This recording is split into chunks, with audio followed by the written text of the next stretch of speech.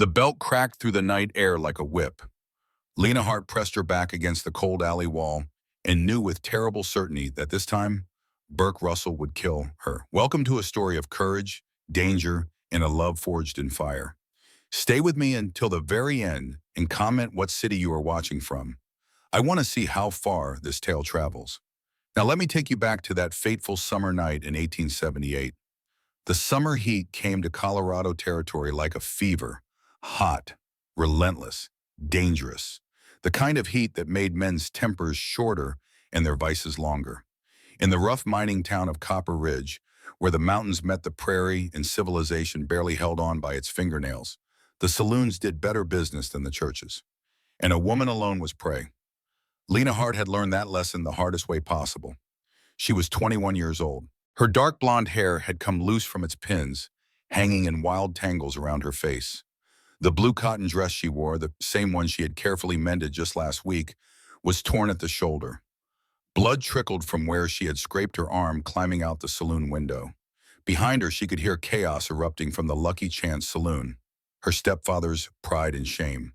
The place where he had tried to auction her off like a prize mare to the highest bidder.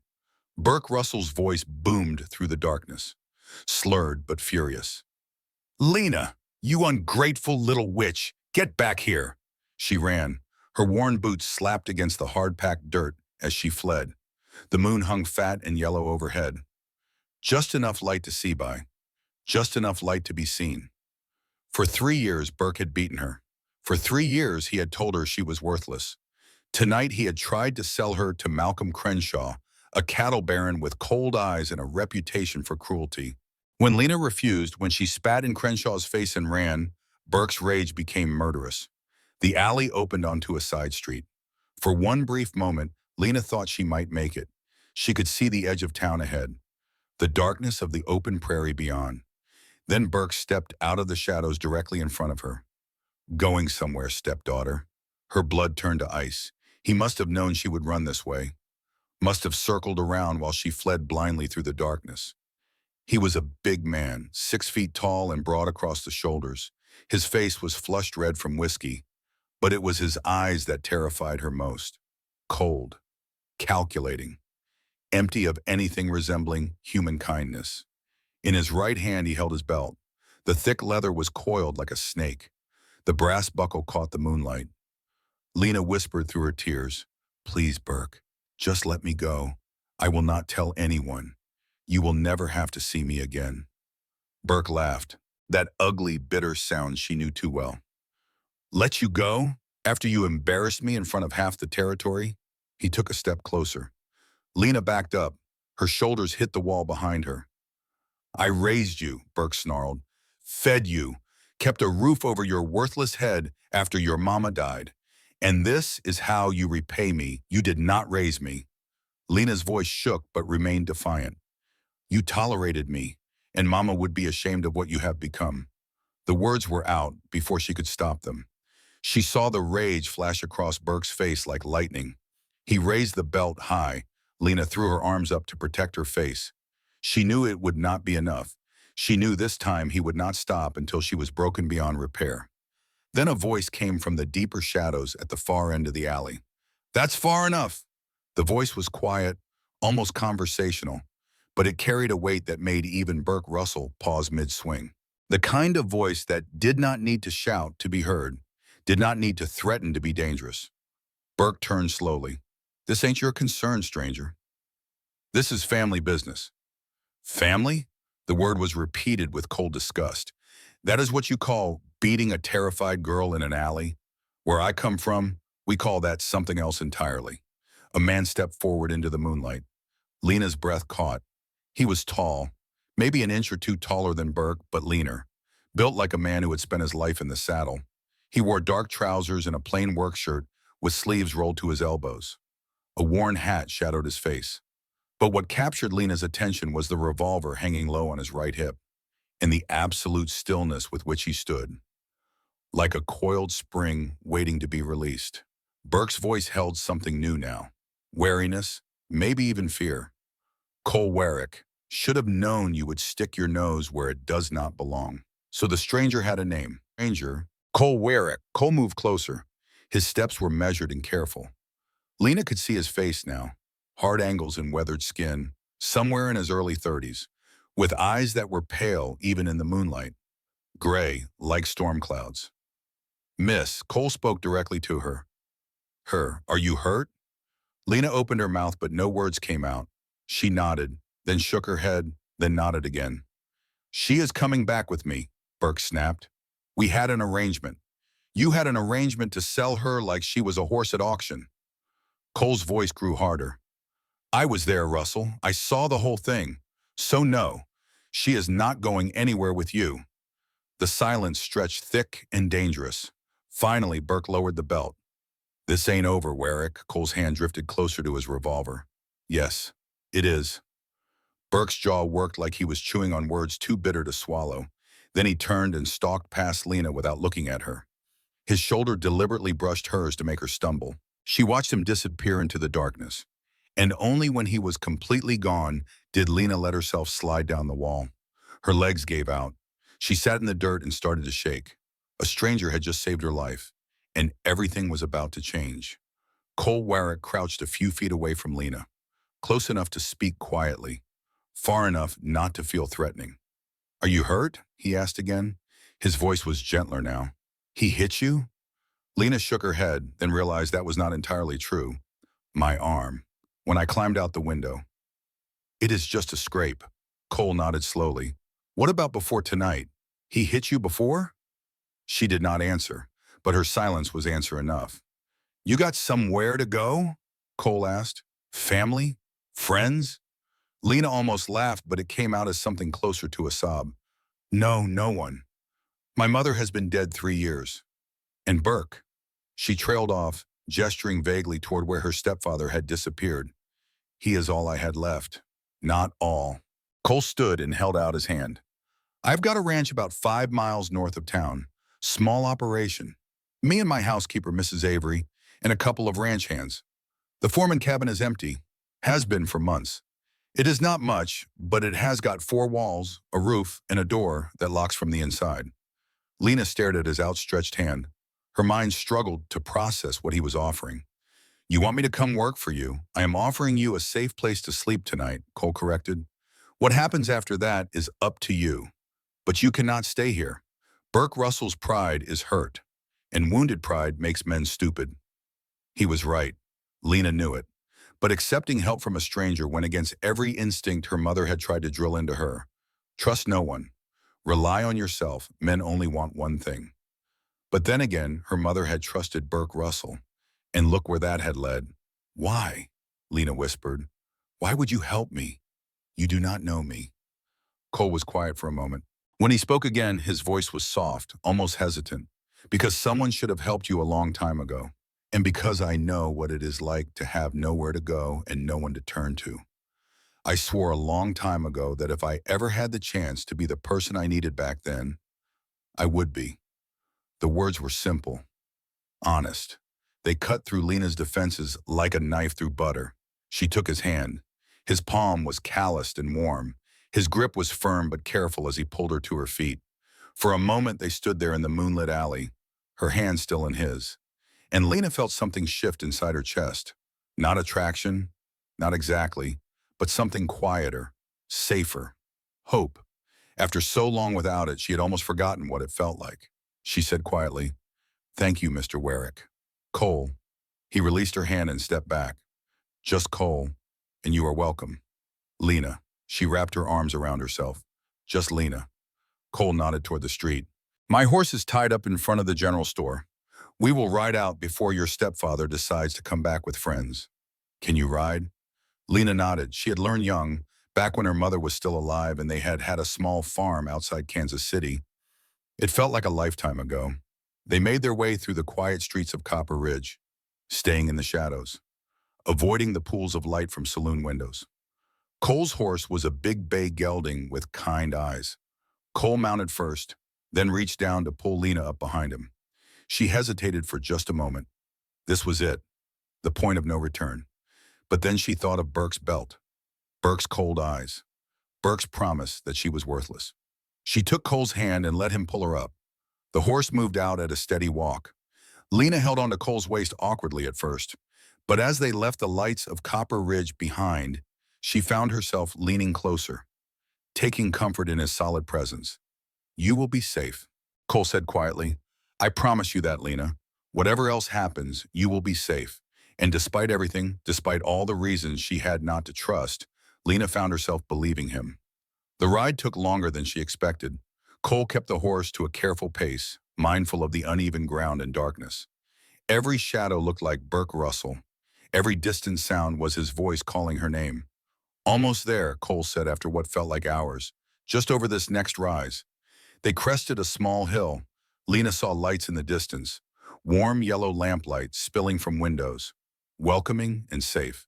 As they drew closer, she could make out the shapes of buildings, a ranch house, a barn, several smaller outbuildings, and a cabin set slightly apart from the rest. Cole guided the horse toward the main house where an older woman appeared on the porch. A lamp held high. She was stocky and gray-haired, wearing a practical cotton dress. "Lord above, Cole." The woman hurried down the steps. "What happened?" "Mrs. Avery, this is Lena Hart." Cole's voice remained calm. "She has had some trouble in town. She will be staying in the foreman cabin for a while." Mrs. Avery's sharp eyes took in Lena's torn dress and disheveled hair. But instead of judgment, the older woman's expression softened into something maternal and fierce.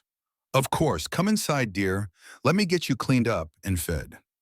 Mrs. Avery led Lena into warmth and light and the smell of bread and coffee, into a place that felt more like home than anywhere she had been in 3 long years. And as Mrs. Avery cleaned and bandaged her scraped arm, as Cole stood silent guard by the door, Lena felt something she had not felt in longer than she could remember. Safe. For the first time in 3 years, Lena Hart felt safe. Later, as Mrs. Avery led her to the small cabin that would be hers, Lena finally let herself cry. She cried for her mother, for the girl she had been before, for all the nights she had spent afraid. And then, when the tears finally stopped, she lay down on the narrow bed and slept without nightmares for the first time in years. Outside, unbeknownst to Lena, Cole Warwick stood on his porch and watched the dark cabin. His hand rested on his revolver. His eyes scanned the darkness beyond the ranch. He had made a promise. And Cole Warwick never broke his promises. Morning sunlight came gentle through the cabin window. For a fleeting moment, Lena forgot where she was. Then memory returned in a rushing flood, and she sat bolt upright in bed. Her heart pounded. She half expected to find Burke standing over her with that belt raised high, but there was only silence. Clean, peaceful silence. She exhaled slowly, pressed a hand to her chest, willed her racing heart to calm. The cabin around her was exactly as it had been when she had fallen asleep. Small but tidy, rough-hewn walls, a simple table and chair, a washstand with a chipped basin. Morning light streamed through the single window, catching dust motes in its beams. Real. This was real. She was still here, still safe, still free. A soft knock at the door made her jump. "Miss Hart?" Mrs. Avery's voice was gentle. "Are you awake, dear?" Lena crossed to the door and opened it. The older woman stood on the small porch with a bundle of fabric in her arms and a kindly smile on her weathered face. "Good morning. I thought you might appreciate some fresh clothes. These belonged to Cole's late wife. She was about your size." The words hung in the air. Late wife, so Cole Warwick had been married, was widowed now. That explained something about the sadness Lena had glimpsed in his eyes. "I could not possibly," Lena started, but Mrs. Avery was already pressing the bundle into her hands. "Nonsense. They are just sitting in trunks gathering dust." And Sarah, that was her name, she would have wanted someone to get use from them. She was a practical woman. Mrs. Avery's smile turned wistful. "She would have liked you, I think." Lena's throat tightened. "Thank you. For everything. Come up to the house when you are dressed," Mrs. Avery said. "I have got flapjacks and bacon keeping warm. And Cole is eager to talk to you about work." Work. The word sent a small thrill through Lena's chest. Work meant purpose, meant earning her keep, meant not being a burden. After Mrs. Avery left, Lena unfolded the bundle of clothes carefully. There were 2 simple cotton dresses, one a faded blue, the other a practical brown, along with undergarments, soft stockings, and even a worn but serviceable pair of boots. Sarah Warwick, a woman she had never met, never would meet, but whose clothes now rested against Lena's skin, whose husband had saved her life. 20 minutes later, washed and dressed with her hair braided neatly down her back, Lena made her way toward the main house. In the daylight, she could see the ranch properly for the first time. It was modest but well maintained. The house was a simple two-story structure with a wide porch. The barn was sturdy. The corrals were in good repair. Beyond the main buildings, cattle grazed on rolling grassland that stretched toward distant mountains, their peaks still capped with snow despite the summer heat. It was beautiful, peaceful. Nothing like the cramped, smoky rooms above the Lucky Chance where she had spent the last 3 years. Cole was standing near the barn, deep in conversation with a younger man. Both men looked up as Lena approached. She saw Cole's expression shift slightly. Something passed across his face too quickly to name before it was replaced by careful neutrality. "Miss Hart." He touched the brim of his hat. "You look rested." "Thank you, Mr. Warwick. And thank you for the clothes." Cole's jaw tightened almost imperceptibly. She would have wanted them used. No sense in letting good clothes go to waste. He turned to the young man beside him. "This is Tommy Reeves, one of my hands. Tommy, this is Lena Hart. She will be helping Mrs. Avery around the house for a while." Tommy was maybe 19 or 20, with sandy hair and a friendly face that broke into an easy grin. "Pleasure to meet you, Miss Hart. Welcome to the Warwick Ranch." "Thank you." Lena managed a small smile. It felt strange, smiling. She had not had much reason to lately. "Tommy, finish checking those fence posts on the south pasture," Cole said, "and tell Jack I need to see him before noon." "Yes, sir." Tommy tipped his hat to Lena and strode off toward the barn, whistling cheerfully. When they were alone, Cole turned his full attention to Lena. She felt the weight of his gaze. Not threatening, not invasive, but searching, careful. "How are you feeling?" "Really?" The question caught her off guard. Most people did not ask how she was really feeling. Most people did not care. Scared, she admitted, surprising herself with the honesty. Grateful. Confused. "I keep expecting to wake up back in that room above the saloon and find out this was all a dream." Cole nodded slowly. "It is not a dream. You are here, you are safe. And as long as you want to stay, you have got a place." He paused, then added more carefully, "But I need to be straight with you about something. Burke Russell is not going to let this go quietly. He is going to tell anyone who will listen that I kidnapped you or seduced you or whatever other lies he comes up with. People in town are going to talk. Some of them might believe him." Lena had expected as much, but hearing it said aloud still made her stomach clench. "I can tell them the truth. I can tell them what really happened." "You can," Cole agreed. "And you should if anyone asks. But some folks will not care. They will think what they want to think regardless." His expression hardened slightly. "I will not lie to you, Lena. This might get ugly before it gets better. If you want to leave, if you want me to take you somewhere else, another town maybe where Burke does not have any influence, I will do that. No questions asked." The offer was genuine. Lena could see that. Cole Warwick would take her wherever she wanted to go, would help her start over somewhere new, and he would not expect anything in return. But running meant starting over with nothing, meant being alone again. At least here she had Mrs. Avery's kindness, a roof over her head, work to keep her hands busy. At least here she had Cole standing between her and Burke's rage. "I would like to stay," Lena said quietly, "if you will have me. I am a hard worker, Mr. Warwick. I can cook, clean, mend, tend a garden. I will earn my keep." "Cole," he corrected gently, "and I do not doubt you will earn your keep. Mrs. Avery has been running herself ragged trying to manage everything. She will be glad for the help." He glanced toward the house, then back to Lena. "But I want you to understand something. You do not owe me anything. What happened last night stepping in with Burke, that was not a favor you need to repay. That was just the right thing to do." The simplicity of the statement made Lena's eyes sting with unexpected tears. "Most men would not have done what you did," she said softly. Cole's expression darkened. "Then most men are cowards." They walked to the house together. Lena found herself studying Cole from the corner of her eye.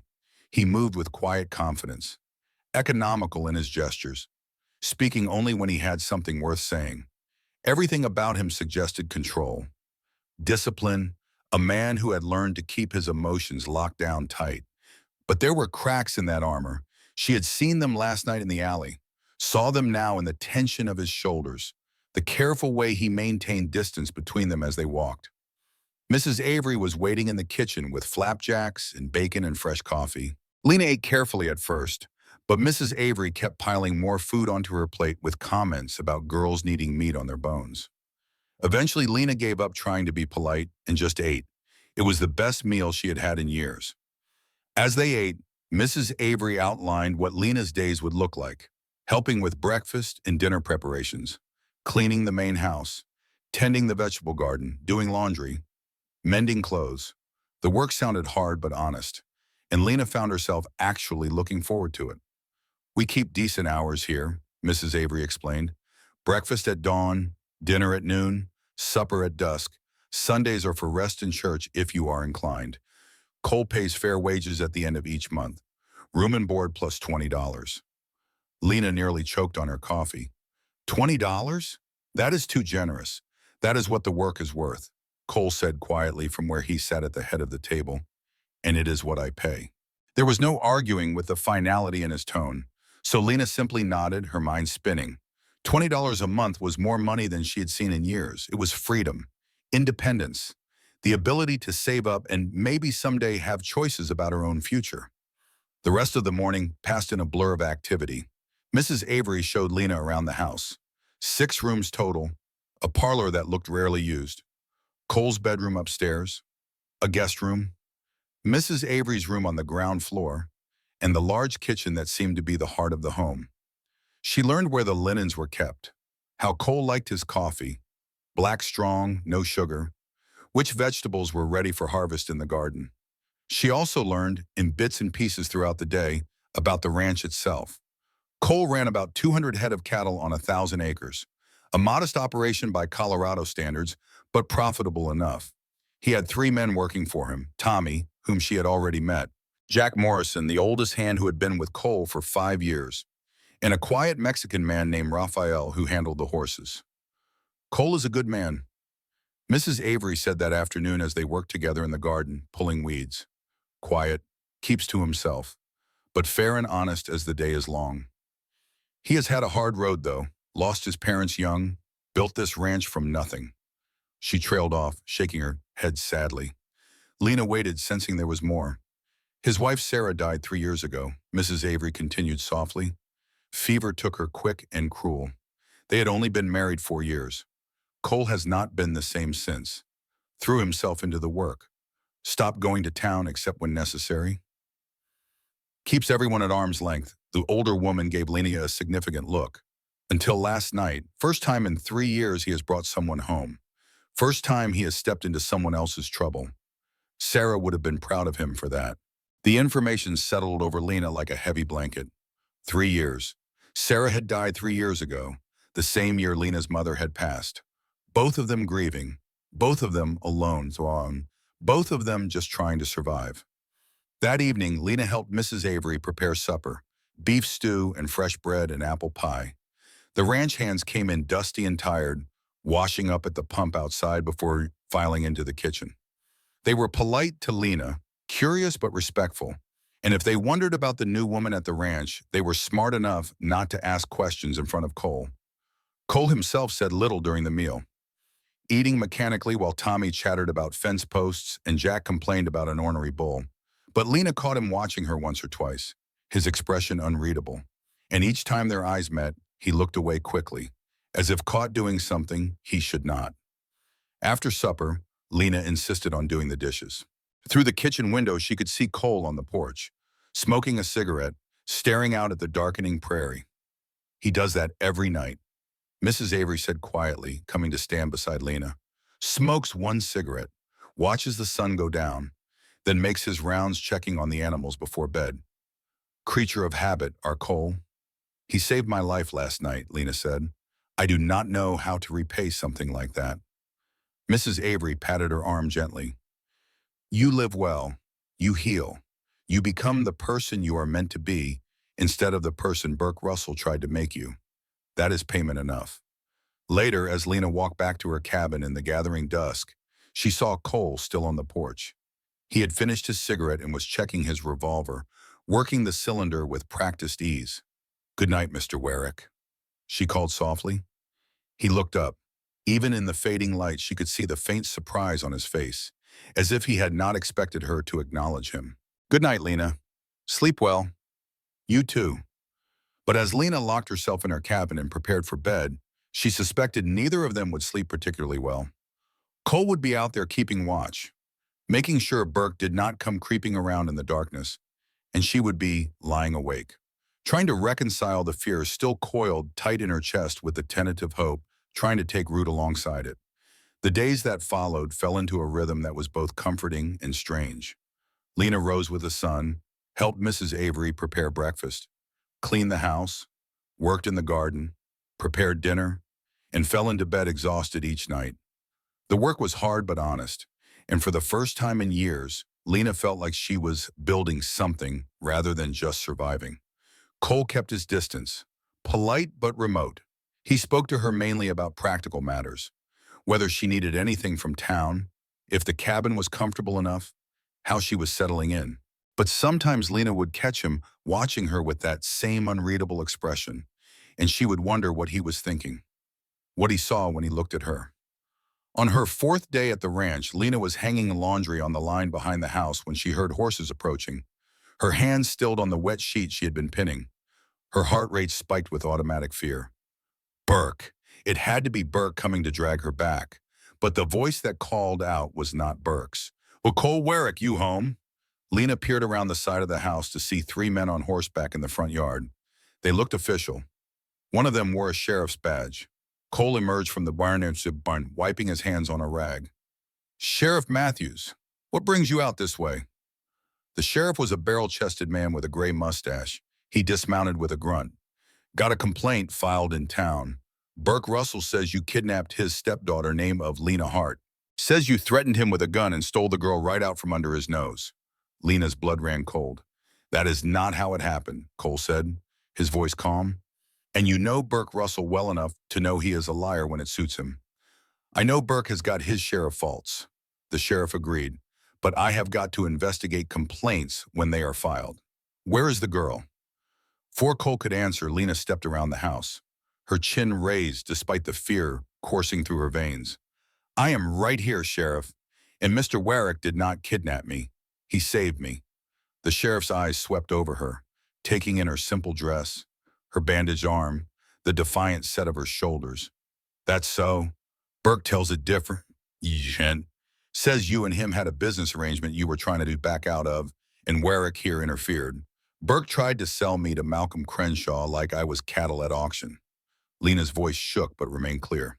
"When I refused, he chased me into an alley and tried to beat me with his belt. Mr. Warwick stopped him. Everything else is a lie." One of the men with the sheriff shifted uncomfortably in his saddle. "Miss, are you saying Burke Russell attempted to assault you?" "I am saying he has been beating me for 3 years. And when I finally stood up to him, he tried to kill me." Lena felt tears threatening but refused to let them fall. "Mr. Warwick offered me honest work and a safe place to stay."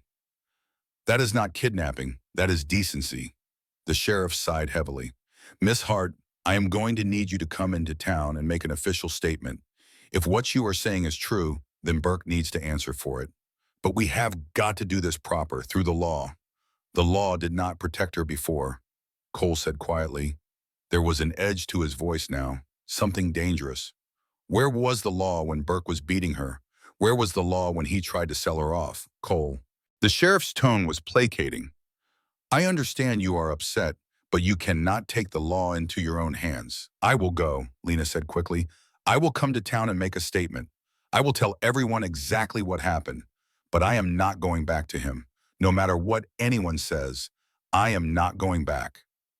The sheriff studied her for a long moment, then nodded slowly. "All right, come into town tomorrow morning. Bring Warwick with you if you want. We will get your statement written down official." After the sheriff and his men left, Lena found herself shaking so badly she had to sit down on the porch steps. Cole sat beside her, not touching, but close enough that she could feel his solid presence. "You did good," he said quietly. Standing up to them like that took courage. I do not feel courageous, Lena admitted. I feel terrified. Courage is not about not being scared. It is about doing what needs doing even when you are scared half to death. Cole was quiet for a moment. Then he added, I will go into town with you tomorrow. You will not face this alone. Lena looked at him, really looked at him. At the hard planes of his face, the gray eyes that held so much carefully controlled emotion, the set of his jaw that suggested he would fight the whole town if necessary to keep her safe, and something shifted in her chest, something warm and dangerous and completely unexpected. Thank you, she whispered, for everything, for believing me, for standing with me. Cole met her gaze. For just a moment, his careful mask slipped. She saw pain there, and loneliness, and something else she could not quite name. You deserve someone standing with you, Lena. You deserve a hell of a lot more than what you have gotten. The next morning, they rode into Copper Ridge together. Cole on his bay gelding and Lena on a gentle mare named Daisy. The town looked different in daylight, smaller somehow, less threatening. But Lena's hands still trembled on the reins as they made their way down the main street toward the sheriff's office. People stared, some with curiosity, some with thinly veiled hostility. She heard whispers, saw curtains twitch in windows, felt the weight of judgment pressing down from all sides. Cole rode beside her, his posture relaxed but alert, his hand never far from his revolver. Ignore them, he said quietly. They do not matter. The sheriff was waiting, and true to his word, he took Lena's statement carefully and thoroughly, writing down every detail of Burke's abuse, the attempted sale to Malcolm Crenshaw, the chase through the alley, Cole's intervention. When she was done, her throat was raw, but she felt oddly lighter, as if speaking the truth aloud had lifted some of the weight she had been carrying. I will talk to Burke, Sheriff Matthews said, setting down his pen, and I will talk to the folks who were at the Lucky Chance that night. Get their accounts of what happened. If everything checks out the way I think it will, you will not have to worry about Burke Russell anymore. Lena wanted to believe him, but she had learned the hard way that wanting something did not make it true. They were walking back to their horses when Malcolm Crenshaw himself stepped out of the bank. He was perhaps 45 with slicked back hair and cold eyes, wearing an expensive suit, radiating the confidence of a man who had never been told no in his life. When he saw Lena, his face twisted into something ugly. Well, well, Crenshaw drawled loud enough for half the street to hear. If it is not the little whore who cost me $500. Tell me, sweetheart, was Warwick's bed worth running out on our arrangement? The words hit Lena like physical blows. She froze, her face burning with humiliation and rage, unable to form words, unable to move. But Cole moved. He closed the distance between himself and Crenshaw in 3 long strides. And before Lena fully registered what was happening, Cole's fist connected with Crenshaw's jaw with a sickening crack. The cattle baron went down hard, landing in the dust, blood streaming from his split lip. Get up, Cole said, his voice terrifyingly calm. Get up and apologize to the lady. Crenshaw struggled to his feet, his eyes blazing with fury. You son of a... Cole hit him again, harder this time, and Crenshaw went down like a sack of grain. A crowd was gathering now, people spilling out of shops and saloons to watch the spectacle. Lena saw the sheriff running toward them. I said apologize, Cole repeated, and there was something in his voice now that made the hair on Lena's arm stand up. Apologize for insulting her. Apologize for treating her like property. Apologize for being the kind of man who thinks he can buy a human being. Cole, the sheriff grabbed his arm. That is enough. Stand down before I have to arrest you. Cole looked at the sheriff, and whatever Matthews saw in his eyes made the older man take an involuntary step back. Then slowly, Cole released the tension in his shoulders and stepped away from Crenshaw. We are leaving, he said flatly, and if anyone insults or threatens Lena Hart again, I will not stop with just a split lip. That is not a threat, Sheriff. That is a promise. He turned and walked back to Lena, taking her arm gently and guiding her toward their horses. She went, numb with shock. Barely aware of mounting Daisy or leaving town, it was not until they were a mile outside Copper Ridge that she finally found her voice. You did not have to do that. Yes, I did. Cole did not look at her, his eyes fixed on the horizon.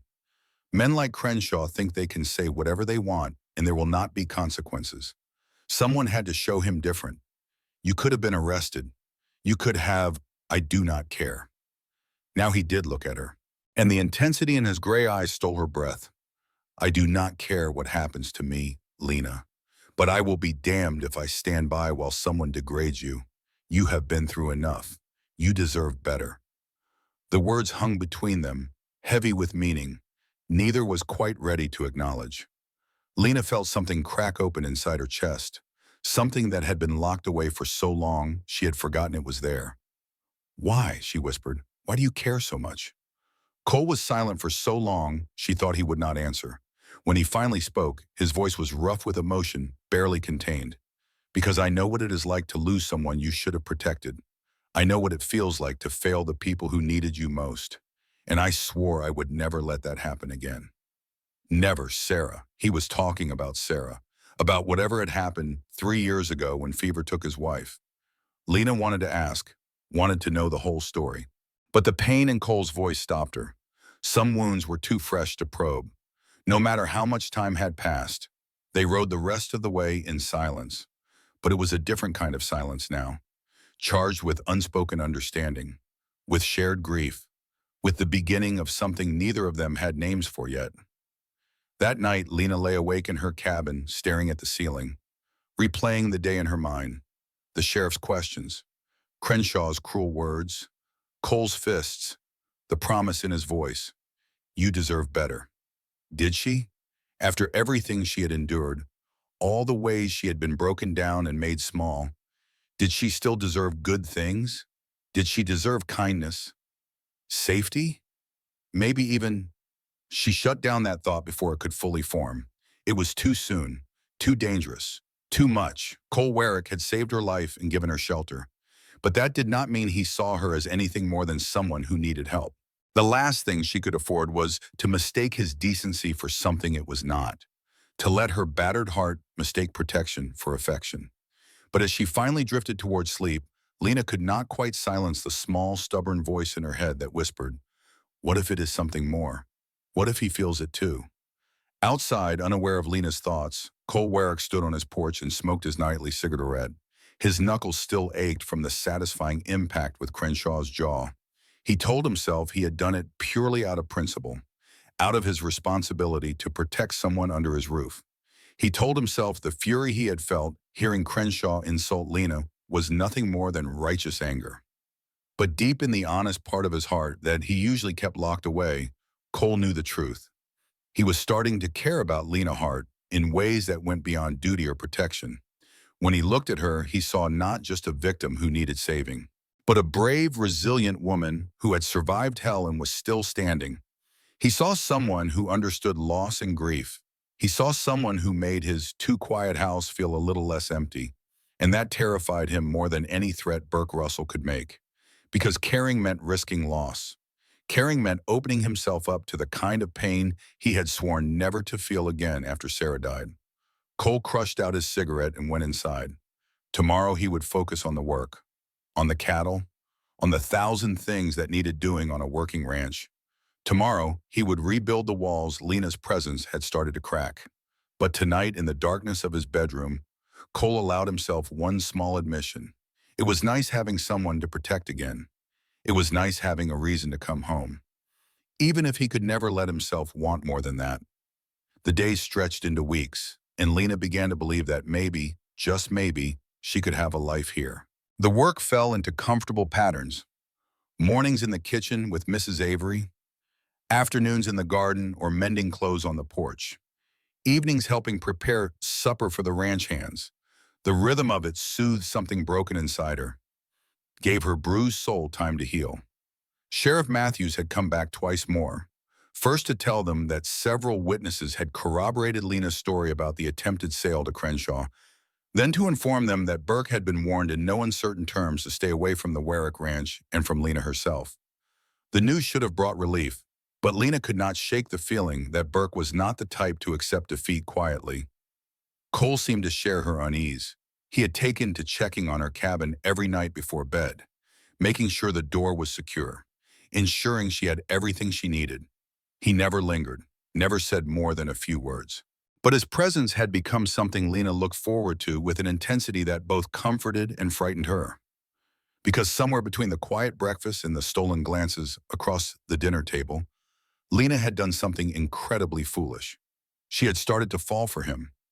It happened in small moments, the way he had left a book of poetry on her cabin doorstep one morning, remembering she had mentioned loving to read, the coat he draped over her shoulders one cool evening when they had both been on the porch watching the sunset, the time she had cut her hand slicing vegetables and he had bandaged it himself, his touch so gentle it made her chest ache, the way he listened when she spoke, really listened, as if her words mattered, as if she mattered.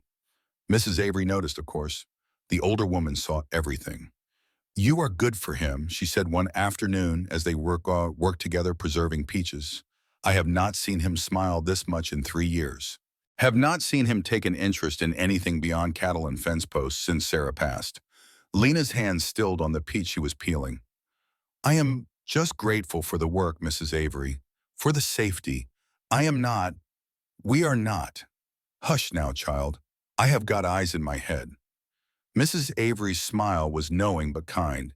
"And I am not saying there is anything improper going on. Cole is too much of a gentleman for that. But feelings do not wait for permission or proper timing.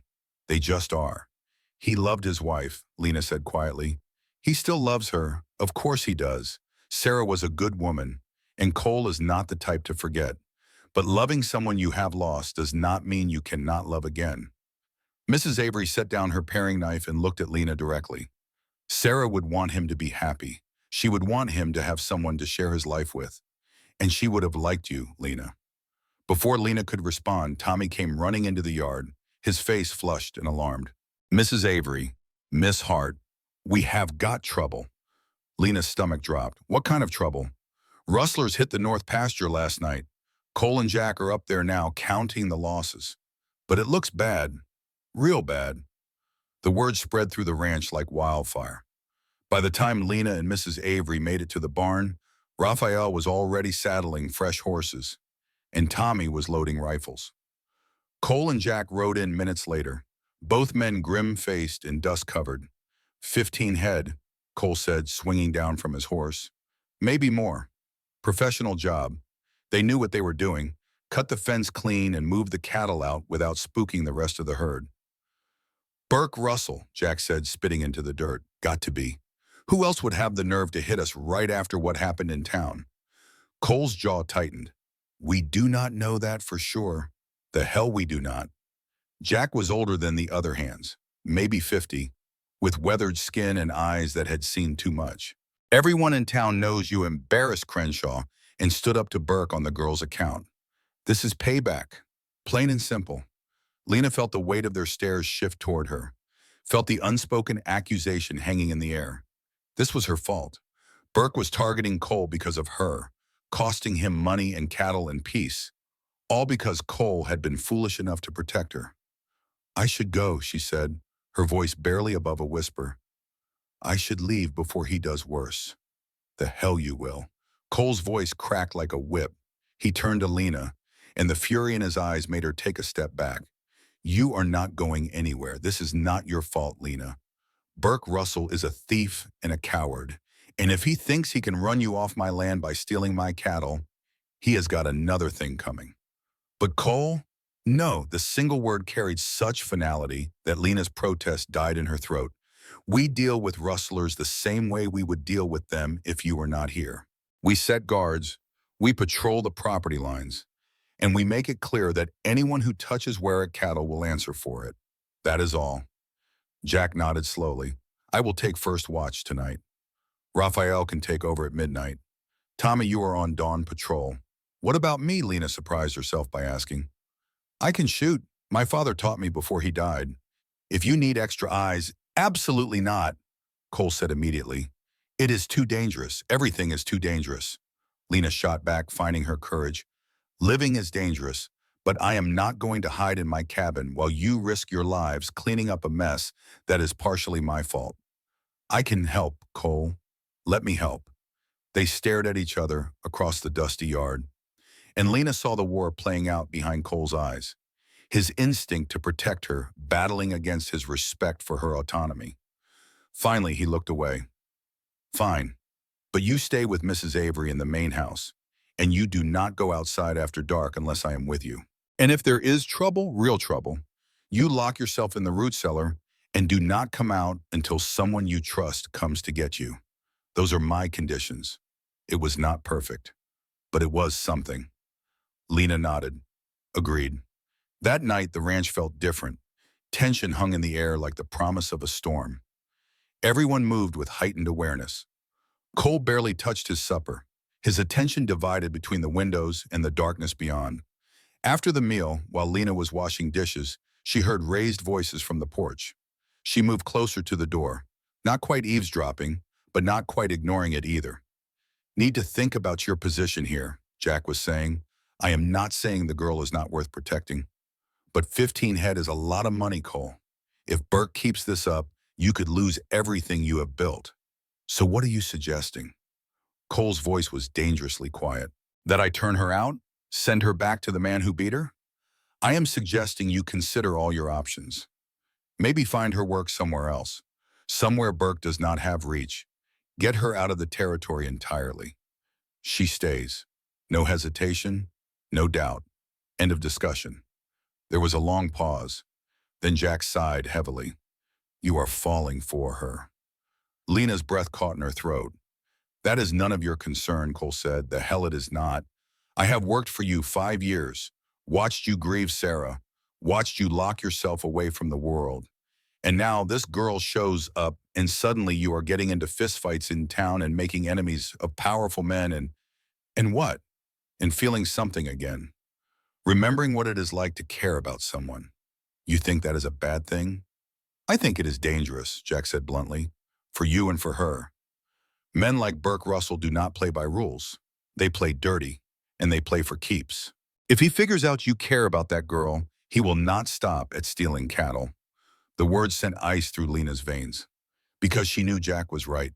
She had seen the vindictiveness in Burke's eyes, the pleasure he took in other people's suffering.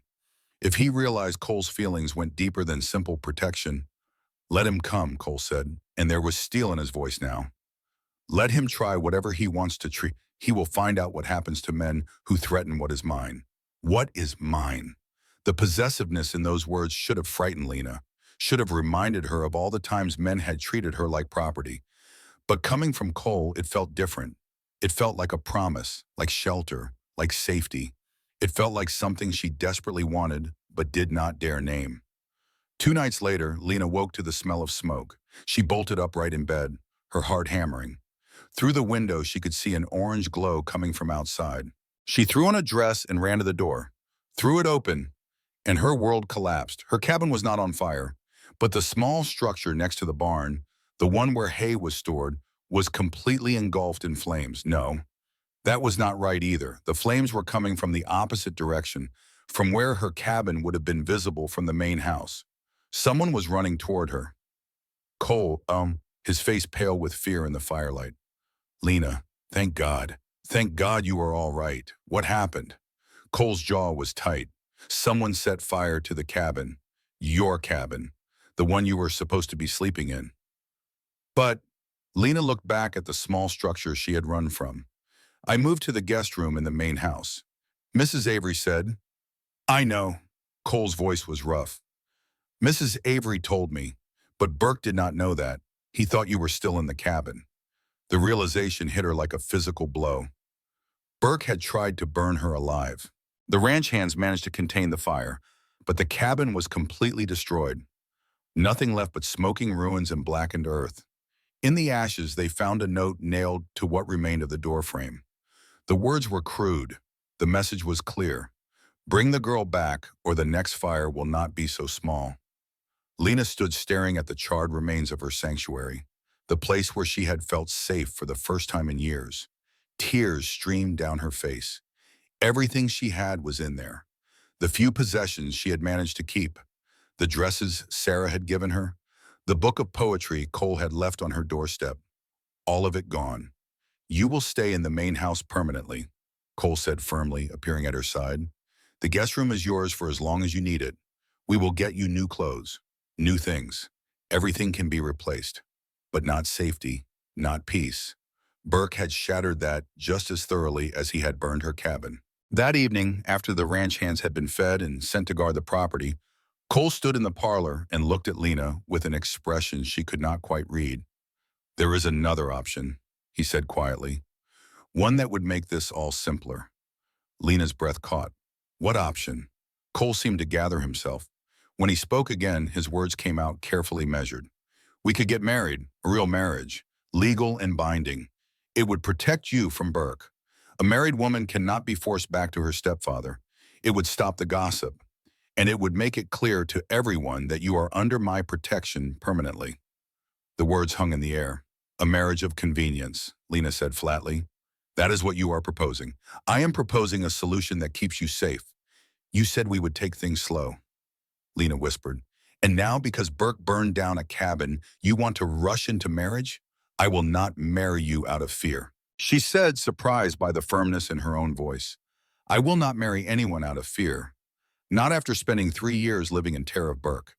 If I marry you, Cole Warwick, it will be because we both want it, because we choose each other for the right reasons, not because some vindictive man burned down my cabin." Cole stared at her for a long moment. Then, to her surprise, the corner of his mouth twitched upward. "You are right. You are absolutely right. I am sorry. He broke off, shaking his head. "I do not know what I would do if something happened to you. The thought of Burke getting his hands on you again? Nothing is going to happen to me," Lena said with more confidence than she felt. "We will figure this out together." But that night, lying in the guest room, Lena could not shake the fear that had taken up residence in her chest. Burke had found a way to reach her, even here.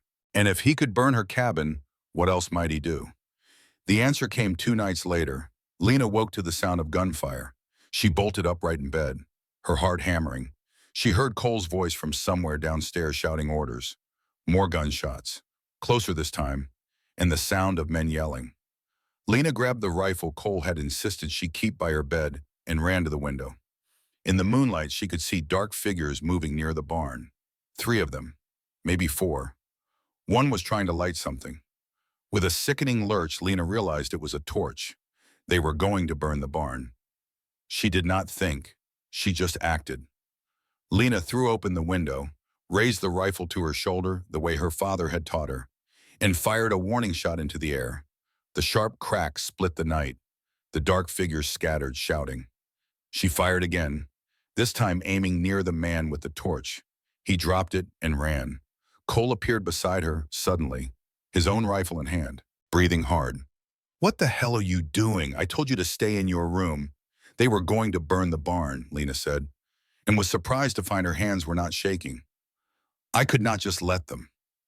Cole looked at her for a long moment, and something in his expression shifted.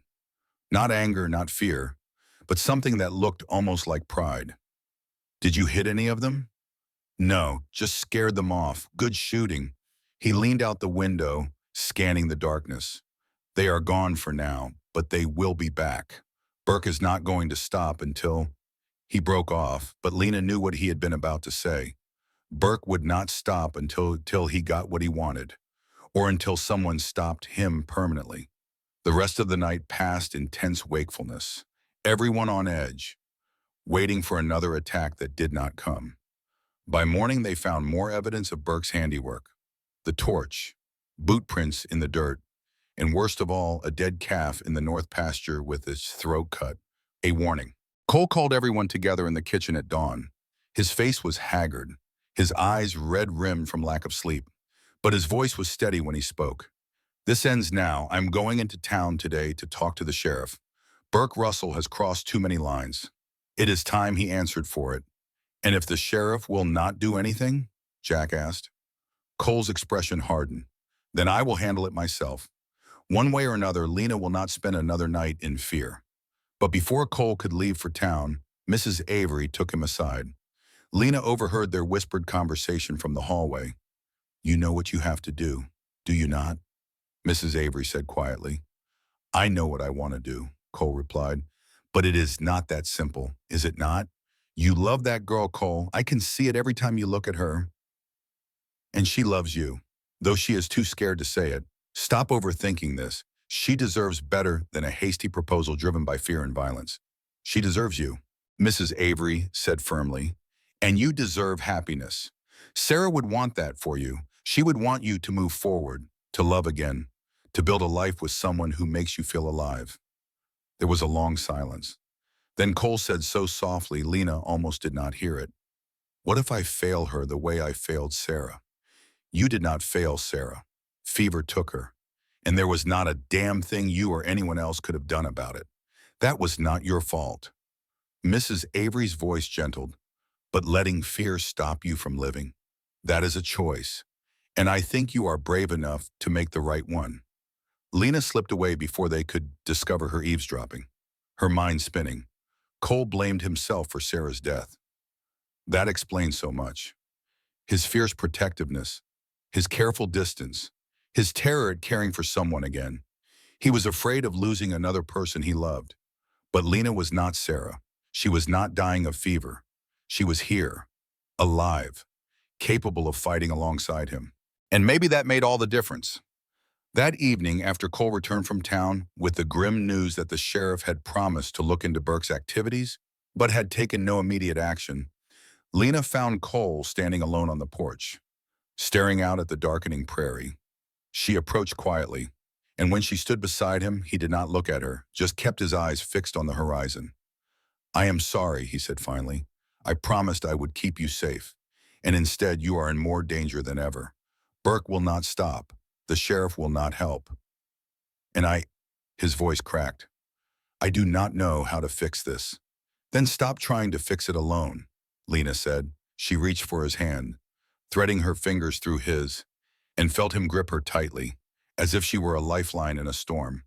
We face this together, Cole. You and me. Whatever comes next, we face it together. Cole finally turned to look at her, and the raw emotion in his eyes took her breath away. I cannot lose you, he whispered. I know we have only known each other a few weeks, and I know this is crazy, but Lena, I cannot lose you. The thought of Burke hurting you, of anything happening to you. Then ask me again. Lena interrupted softly. Ask me what you asked before, but this time ask for the right reasons. Cole went very still. Lena, ask me, she repeated, squeezing his hand. Not because it is practical, not because it will stop gossip, not because you think it is your duty. Ask me because you want to, because you care about me the way I care about you, because despite everything we have both been through, we still believe in the possibility of something good. For a long moment, Cole did not move. Then slowly, deliberately, he sank to one knee on the weathered porch boards, still holding her hand, looking up at her with those storm-gray eyes that had become so dear to her. Lena Hart, he said, his voice rough with emotion. I am asking you not because it is practical, though it is. Not because it will protect you, though I hope it will. I am asking because when I look at you, I see strength and courage and hope. I see someone who makes me want to be better, who makes this lonely ranch feel like home again. I see someone I could love for the rest of my life, if you will let me. He paused, then added quietly, will you marry me? Not out of fear or convenience, but because we choose each other. Tears spilled down Lena's cheeks, but for once they were good tears, happy tears. Yes, she whispered. Yes, Cole, I will marry you. He stood and pulled her into his arms, and Lena went willingly, pressing her face against his chest, feeling his heart pounding beneath her cheek. They stood like that for a long time, holding each other as the sun set and the stars came out. Two broken people who had found in each other the possibility of being whole again. Behind them, unnoticed by either, Mrs. Avery watched from the kitchen window and smiled through her own tears. But their moment of peace was shattered by the sound of approaching horses, and a voice that made Lena's blood run cold. Well, well, Burke Russell drawled from the darkness beyond the porch. Ain't this touching? Cole moved so fast, Lena barely registered it. One moment she was in his arms. The next she was behind him, his body a shield between her and whatever was coming from the darkness. His hand went to his revolver. She heard the metallic click as he thumbed back the hammer. You are trespassing, Russell, Cole said, his voice deadly calm. Turn around and ride out while you still can. Burke stepped into the pool of light spilling from the house. Lena's breath caught. He looked worse than she had ever seen him. Clothes rumpled and stained, face flushed with liquor, eyes wild and unfocused. But it was the gun in his hand that made her stomach drop. The barrel wavered unsteadily as he pointed it in their general direction. Trespassing? Burke laughed. That is rich coming from the man who stole my property. That girl belongs to me, Warwick. Her mama put her in my care, and I have got legal rights. You have got nothing, Cole said flatly. Lena is of age, and she has made her choice. The sheriff knows about the beatings, the attempted sale to Crenshaw, the cattle rustling, the fires. Keep pushing and you will end up in a cell. Or worse. The sheriff ain't here now, though. Is he? Burke took another step forward, and Lena could see two more figures behind him, men she did not recognize. Hired guns, probably, each armed and looking dangerous. And I am done playing nice. Burke continued. I gave you a warning with that cabin. Should have been clear enough. But you just cannot help yourself. Can you? Got to play the hero. Got to steal what is mine. I am not yours, Lena said, her voice shaking but clear. She stepped out from behind Cole despite his immediate attempt to push her back. I was never yours, Burke. You were supposed to take care of me after Mama died. But all you did was hurt me and use me and make me wish I was dead too. That is over now. Burke's face contorted with rage. You ungrateful little witch. 3 years I fed you, housed you, put up with your worthless presence. And this is how you repay me? Running off with the first man who shows you attention like some common... Watch your mouth, Cole growled, but Burke was beyond listening now, beyond reason. I am going to make you an offer, Warwick, Burke said, his gun hand steadying slightly. One last chance. Give me the girl and $500 for my trouble, and we will call it square. You can go back to your lonely ranch, and I will disappear. Nobody has to die tonight. Go to hell, Cole said without hesitation. Burke's expression darkened further. Wrong answer. He raised the gun, pointing it directly at Cole's chest, and Lena felt time slow down, felt her heart stop beating, felt the world narrow to that single moment of terrible clarity. Burke, do not, she screamed, but her voice seemed to come from far away. Burke's finger tightened on the trigger, and then a shot rang out, but not from Burke's gun. One of the men behind Burke, the taller of the two, had drawn his own weapon and fired into the air. That is enough, Russell. I did not sign on for murder. Burke whirled on him, furious. What the hell are you doing, Henderson? What you should be doing, walking away before this goes too far. The man, Henderson, kept his gun raised but pointed at the ground. You hired us to scare them, maybe rough them up a little. You did not say nothing about killing decent folks in cold blood. That ain't happening, not for any amount of money. You coward. Burke spat. I will kill you myself. He swung his gun toward Henderson. And everything happened at once. Henderson fired, his bullet catching Burke in the shoulder and spinning him around. Burke's own gun discharged, the bullet going wide and shattering a window in the house behind them. Cole's revolver cleared leather, and Lena heard herself screaming. Then Burke was on his knees in the dirt, blood spreading across his shirt, his face pale with shock and pain. Jesus Christ, the other hired gun muttered, and both men immediately holstered their weapons and raised their hands. We are done here. We want no part of this.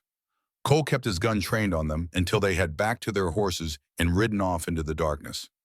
Only then did he move forward, cautiously, keeping his weapon ready, while Lena stood frozen on the porch, her mind struggling to process what had just happened. Mrs. Avery burst out of the house, took one look at the scene, and immediately took charge. Tommy, Jack, get out here. She turned to Lena. Child, are you hurt? Lena shook her head mutely, unable to find words. Burke groaned, pressing his hand to his wounded shoulder, blood seeping between his fingers. Lena, he gasped. Lena, help me, please. I am dying. Cole moved to stand over him, his expression hard. You are not dying. Bullet went clean through your shoulder. Missed anything vital. You will live. Though whether that is a blessing or a curse is debatable. We need to get him inside, Mrs. Avery said. All business despite the chaos. Cannot leave him to bleed out in the yard, much as he might deserve it. Christian thing is to patch him up and hand him over to the sheriff in the morning. Mrs. Avery, Cole started to protest. Do not argue with me, Cole Warwick. I will not have a man's death on my conscience, no matter how vile he is. She fixed him with a look that brooked no argument. Besides, this way he answers for what he has done through the law. Is that not what you wanted? Cole's jaw worked, but he nodded. Fine. Jack, Tommy, help me get him inside. Put him in the downstairs guest room and lock the door. Raphael, ride into town and fetch the sheriff and the doctor. Tell them what happened. The ranch hands appeared and set about their tasks with grim efficiency. Burke groaned and cursed as they hauled him into the house, his threats fading to whimpers as the pain set in. Lena watched it all from the porch, her arms wrapped around herself, shaking despite the warm night air. When the chaos finally subsided and Burke was locked in the guest room with Mrs. Avery tending his wound, Cole came back to find Lena still standing in the same spot, staring at nothing. Lena, he touched her arm gently. Come inside. It is over. Is it? She whispered. It does not feel over. It feels like I am waiting for the other shoe to drop, for Burke to break out of that room, or for more men to come, or... Hey, Cole turned her to face him, his hands on her shoulders. Look at me. You are safe. Burke is not going anywhere, and even if he tried, he would have to go through me first. And that is not happening. Lena looked up into his gray eyes and saw the truth there, the fierce protectiveness, the unwavering resolve, the love he had admitted to feeling. Something inside her finally broke, and she collapsed against him, sobbing into his chest as the terror of the past weeks came pouring out. Cole held her through it all, one hand stroking her hair, murmuring quiet reassurances she barely heard but felt in her bones. When the storm finally passed, Lena pulled back, embarrassed by her breakdown. I am sorry, I should not have... Do not apologize for being human, Cole said gently. You have been carrying this weight for weeks. It is about time you let some of it go. The sheriff arrived 2 hours later with Dr. Harrison, an elderly man who had been practicing medicine in Copper Ridge since before Lena was born. While the doctor tended to Burke, Sheriff Matthews questioned everyone about what had happened. Henderson and his partner came by my office before they left town. Matthews said finally, confirmed everything you have told me. Said Russell hired them to harass you folks. Paid them $50 each to burn the cabin and kill some cattle. Promised more if they would help him snatch Miss Hart back. He shook his head. Damn fool. All this over wounded pride. What happens now? Cole asked. Now Burke Russell goes to jail to await trial, assuming he survives his injury. Doc says he will pull through. More is the pity. He will likely hang for attempted murder, rustling, and arson. Matthews looked at Lena with something like sympathy. I am sorry, Miss Hart. I should have taken your complaints more seriously from the start. Maybe if I had, none of this would have happened. Maybe, Lena said quietly. Or maybe Burke would have found some other way. Men like him always do. Dr. Harrison emerged from the guest room, wiping his hands on a cloth. He will live, though he will have a useless shoulder for the rest of his days. Bullet did more damage than I initially thought. He is awake and lucid now. If you want to talk to him, Sheriff. Matthews nodded and disappeared into the guest room. Through the partially open door, Lena could hear the low murmur of voices, the sheriff's questions, and Burke's weak responses. She turned away, unable to listen, unable to care what excuses Burke might offer. Cole came to stand beside her at the window, both of them looking out at the darkness beyond. You all right? He asked softly. I do not know, Lena admitted. I should be relieved, happy even. Burke is finally going to pay for what he has done, but I just feel empty, tired. That is normal, Mrs. Avery said from her seat at the table. You have been running on fear and determination for so long. Now that the danger has passed, your body does not know what to do with it itself. Give it time, dear. The relief will come. The sheriff emerged a short time later, his expression grim. Russell has admitted to everything. The beatings, the attempted sale, hiring Henderson and his friend, the whole ugly business. He paused. Says he wants to talk to Miss Hart before we take him away. Says he has got something he needs to say to her. Lena's first instinct was to refuse, to never willingly be in the same room as Burke Russell again. But Cole touched her arm gently and said, It is your choice. You do not owe him anything. But if there is something you need to say to him, something you need to hear, this might be your only chance. Lena thought about it for a long moment, then nodded slowly. I will see him, but I want you there with me, Cole. I do not want to face him alone. I am not going anywhere, Cole promised. They entered the guest room together. Burke looked even worse than before, pale and sweating, his face drawn with pain, his shoulder heavily bandaged. He was handcuffed to the bed frame, the sheriff clearly taking no chances. And he seemed smaller somehow, less threatening in his weakness. Lena, he said when he saw her, and his voice cracked. I am sorry. I know that does not mean nothing now, but I am sorry for everything. Lena crossed her arms, keeping her distance.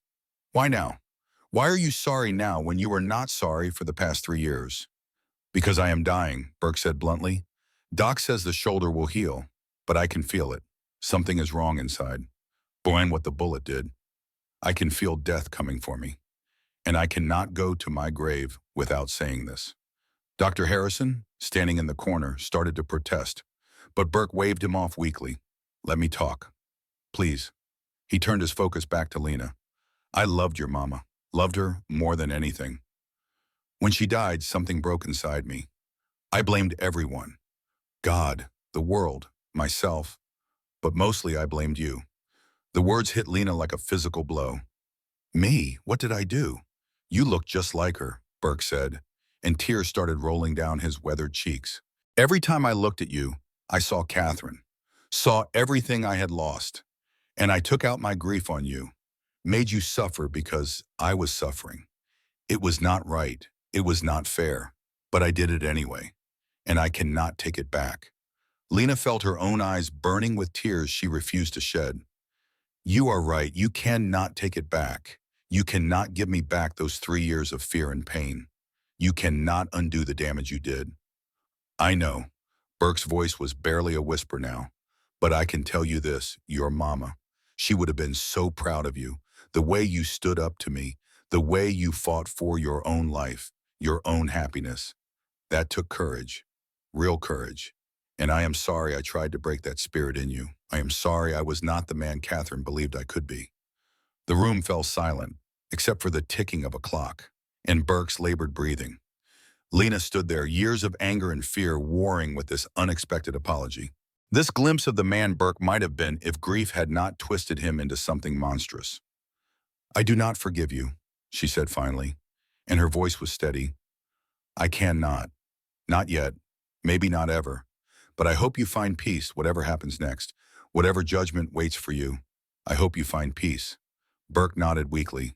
That is more than I deserve. Thank you. His eyes drifted to Cole. Take care of her work. She deserves better than I gave her. Better than most of this world will give her. You seem like a decent man. Do not prove me wrong. I will not, Cole said quietly. They left the room then, and Lena did not look back. Sheriff Matthews and his deputies collected Burke shortly after, loading him carefully into a wagon for the journey back to town. Burke was unconscious again by then. His brief surge of lucidity faded. As Lena watched the wagon roll away into the pre-dawn darkness, she felt something shift inside her chest. Not quite closure, not quite peace, but something close. An ending, at least. A final page turned on the darkest chapter of her life. The sun was rising by the time everyone finally settled. The ranch hands went to catch a few hours of sleep. Mrs. Avery retired to her room, and Lena and Cole found themselves alone in the kitchen, drinking the last of the coffee, watching the light change from gray to gold through the eastern windows. Hell of a night, Cole said finally. Lena laughed, the sound surprising them both. That is one way to put it. She set down her coffee cup and turned to face him. Cole, what you asked me earlier. On the porch, before Burke arrived. Did you mean it? Every word, Cole said without hesitation. I want to marry you, Lena. Not because it is practical or protective, but because I love you. I think I have loved you since the night I found you in that alley. If I'm being honest, maybe even before that, when I saw you fighting off Crenshaw at the saloon and knew you were someone special. The words warmed Lena from the inside out, melting the last of the ice that had formed around her heart during the long, terrible night. I love you too, she whispered. I was afraid to admit it, afraid of what it meant. But I do. You saved my life in every way a person can be saved, Cole Warwick. And I want to spend the rest of my life with you. Cole reached across the table and took her hand, his thumb tracing circles on her palm. Then let us do this right. No more waiting, no more fear.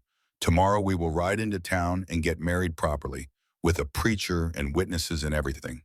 What do you say? I say yes, Lena replied, smiling through her tears. I say yes and yes and yes.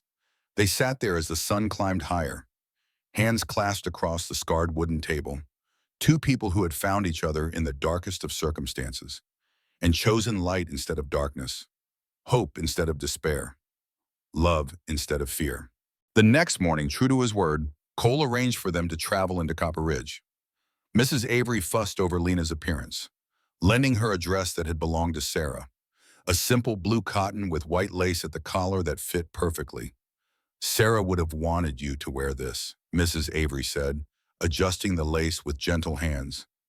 She believed in second chances, in love finding a way even through grief. You are giving Cole his second chance, Lena, and he is giving you yours. They rode to town with Tommy and Jack as witnesses, the morning bright and clear and full of promise. News of the previous night's events had apparently spread through Copper Ridge like wildfire, because when they arrived at the small church at the edge of town, there was already a crowd gathered. Reverend Walsh, a kind-faced man in his 60s, greeted them at the church door. Mr. Warwick, Miss Hart, I heard about your troubles. I am glad you both came through it safely. He glanced at the crowd. Shall we go inside and make this official? The church was simple and small, with rough wooden pews and plain glass windows that let in streams of golden morning light. Lena stood beside Cole at the altar, her hand trembling in his, and listened as Reverend Walsh began the familiar words. Dearly beloved, we are gathered here today. But before he could continue, the church doors burst open. Malcolm Crenshaw strode in with two men flanking him, his face still bearing the marks of Cole's fists from weeks earlier. I object, Crenshaw announced loudly. This woman was promised to me. Burke Russell accepted my money and I demand. You demand nothing, Sheriff Matthews said, appearing from the back of the church. Burke Russell is in a jail cell awaiting trial, and any deals he made on Miss Hart's behalf are void. She is of legal age and free to marry whoever she chooses. Now you can stay for the ceremony if you can behave yourself, or you can leave. Your choice.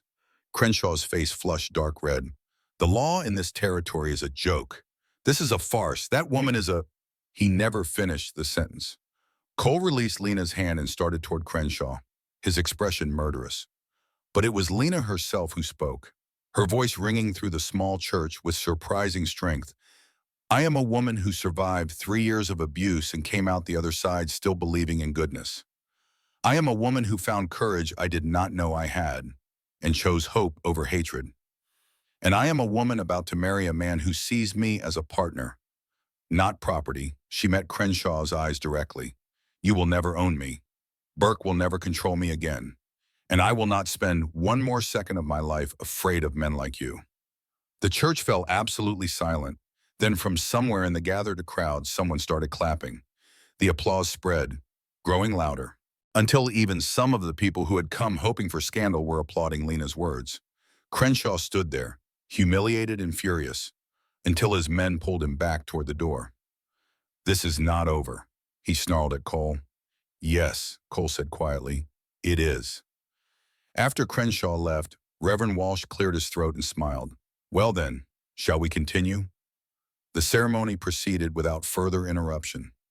Lena barely heard the words, lost in the surreal beauty of the moment, standing in a church filled with strangers who were applauding her bravery, beside a man who had risked everything to protect her, promising to love and honor him for the rest of her life.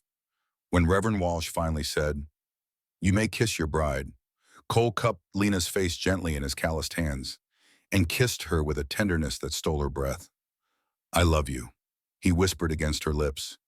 My brave, beautiful wife. I love you too, Lena replied. My protector, my partner, my home. They walked out of the church into brilliant sunshine, hand in hand, Mr. and Mrs. Cole Warwick at last. Mrs. Avery was waiting with tears in her eyes and a basket of rice to throw. Tommy and Jack were grinning like fools, and even some of the townspeople who had gathered out of curiosity offered congratulations. But as they were preparing to leave, a young deputy came running up to the sheriff, his face pale. Matthews listened to whatever news the deputy brought, then approached Cole and Lena with a solemn expression. I am sorry to tell you this on your wedding day, but Burke Russell died about an hour ago. Doctor said he went peaceful in his sleep. Whatever was damaged inside gave out. Lena felt Cole's arm tighten around her waist, supporting her even as the news hit. Burke was dead, the man who had tormented her, who had tried to destroy her, who had apologized with what might have been genuine remorse in his final hours. Gone. How do you feel? Cole asked her softly. Lena thought about it, searching her heart for what she felt. Grief, relief, anger. In the end, she found only a deep, weary sadness for wasted lives and wasted years, for the man Burke could have been and never was. I feel free, she said finally, and sad, and grateful that he at least tried to make peace before the end. She looked up at Cole. Is that wrong? No, Cole said, kissing her forehead. That is grace. That is you being the better person, even when you have every right not to be. They buried Burke Russell 2 days later in the cemetery on the hill overlooking Copper Ridge. Lena stood beside Cole at the graveside, her hand in his, and said a silent prayer for the stepfather who had failed her, but who had also, in his last moments, given her the closure she needed. She forgave him then, truly forgave him, not because he deserved it, but because she deserved to be free of the anger and pain. Mrs. Avery had arranged for a small reception at the ranch after the ceremony. And by the time they returned home, there were neighbors gathered with food and well wishes. The house that had been so quiet and empty when Lena first arrived was filled with laughter and music and life. That evening, after the guests had finally departed and the ranch had settled into comfortable quiet, Cole took Lena's hand and led her upstairs to the room that was now theirs, no longer his alone, no longer marked by grief and loss, but ready to be filled with new memories and new love. Are you sure? He asked at the threshold, giving her one last chance to change her mind, to ask for more time. But Lena was done being afraid. She was done letting the past dictate her future. She stepped into the room and pulled her husband inside, closing the door on everything that had come before, and opening herself to everything that could be. In the darkness, with Cole's arms around her, Lena finally understood what it meant to be safe, not just physically, but emotionally, spiritually, to be treasured instead of tolerated, to be loved instead of used, to be seen as a whole person instead of a burden or a commodity. Cole made love to her with a gentleness that brought tears to her eyes, taking his time, murmuring reassurances, making absolutely certain she felt cherished with every touch. And when it was over and they lay tangled together in the sheets, Lena felt something she had never felt before in her life. Complete. Thank you, she whispered into the darkness. For what? Cole's fingers traced lazy patterns on her bare shoulder. For being the man who stepped forward when everyone else looked away. For being the cowboy who promised I would only be touched over your grave. For keeping that promise even when it cost you. She lifted her head to look at him. For loving me when I did not think I could be loved anymore. Cole pulled her closer, and Lena felt his heart beating steady and strong against her cheek. You are easy to love, Lena Warwick. Easiest thing I have ever done. They fell asleep like that, wrapped around each other. And for the first time in 3 years, Lena slept without nightmares, without fear, without the crushing weight of despair. She slept like a woman who had finally come home. The months that followed settled into a new rhythm, different from before, but comfortable in its own way. Lena was no longer just the housekeeper helping Mrs. Avery. She was the lady of the house, Cole's wife, a partner in running the ranch. She learned to manage the household accounts, to plan meals for the men during busy seasons, to handle the 100 small decisions that kept a working ranch functioning smoothly.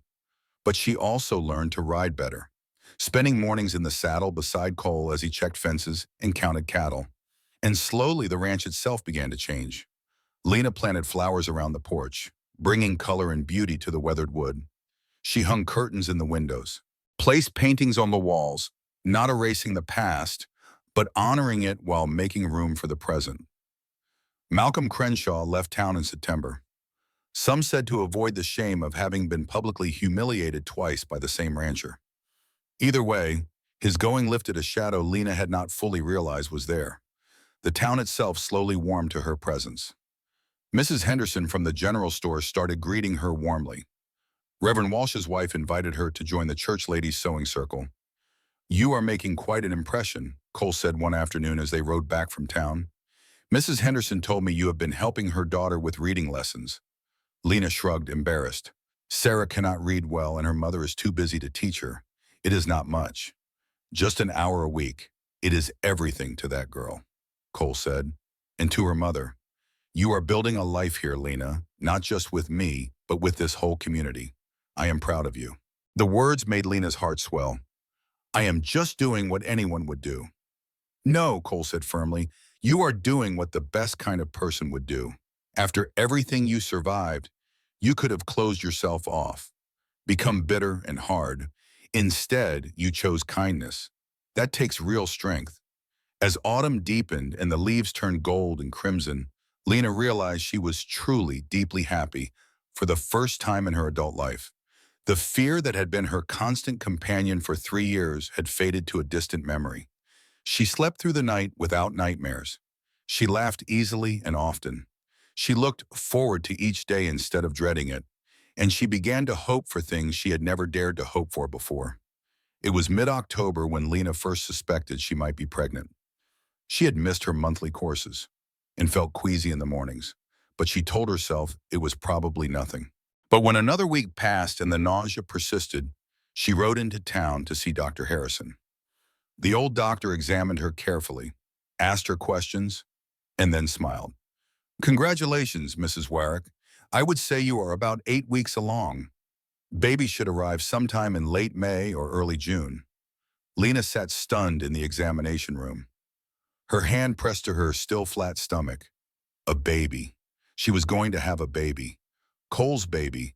A child born not from fear or violence, but from love and hope, and the future they were building together. "Is everything all right?" Dr. Harrison asked, concerned by her silence. "Yes," Lena breathed, and started to cry. Happy tears this time. "Yes, everything is perfect. I just never thought I could have this. A real family? A child? I never let myself imagine it." "Well, you can't imagine it now," the doctor said kindly. Lena paid the doctor and rode home in a daze, her heart so full she thought it might burst. Cole was working near the barn when she returned. He looked up when he heard her horse and waved, then frowned slightly when he saw her expression. "Everything okay? You look like you have seen a ghost." Lena dismounted and walked toward him. And she must have been smiling because his frown deepened into confusion.